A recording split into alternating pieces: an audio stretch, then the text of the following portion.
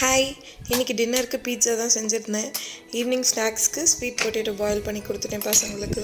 பீட்சாவோட பேஸான pizza மாவு எப்படி செய்கிறதுன்னு இன்னொரு வீடியோ போடுறேன். அது ஒரு லாங் ப்ராசஸ். ஸோ இன்றைக்கி அது மேலே தடவர டொமேட்டோ சாஸ் எப்படி செய்கிறதுன்னு தான் பார்க்க போகிறோம். ஸோ சாஸ்க்கு தக்காளியை ஒரு 2 to 3 minutes இந்த மாதிரி சுடு தண்ணியில் போட்டு கோல்டு வாட்டரில் பிளான்ச் பண்ணி எடுத்துக்கோங்க. ஸ்கின்னை நல்லா பீல் பண்ணிவிட்டு தக்காளியை கையிலேயே நல்லா ஸ்மாஷ் பண்ணிக்கோங்க.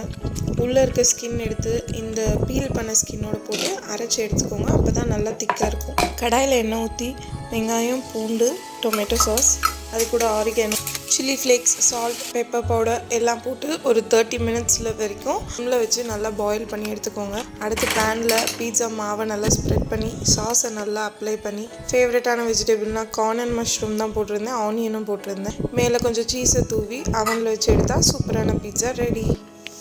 நீங்களும் கண்டிப்பாக செஞ்சு பார்த்து சாப்பிட்டு மறக்காமல் எப்படி இருக்குன்னு கமெண்ட் பண்ணுங்கள். வெல்கம் டு தி பூஸ் கிச்சன்.